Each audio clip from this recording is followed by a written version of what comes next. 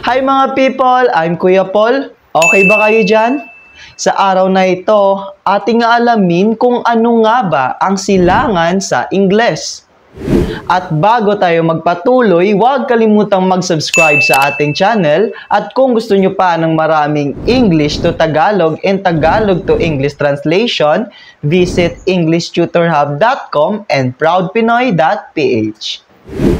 Ang English translation ng silangan ay east. East is the direction where the sun rises in the morning. East is the opposite of west. At ngayon, ako ay magbibigay ng pangungusap gamit ang salitang silangan at ito ay aking isasalin sa Ingles. Okay ba yon mga people? Ay, okay! Ako ay nagmula sa silangang bahagi ng Asya. In English, I'm from the eastern part of Asia. At ngayon, alam mo na ang salitang silangan sa Ingles.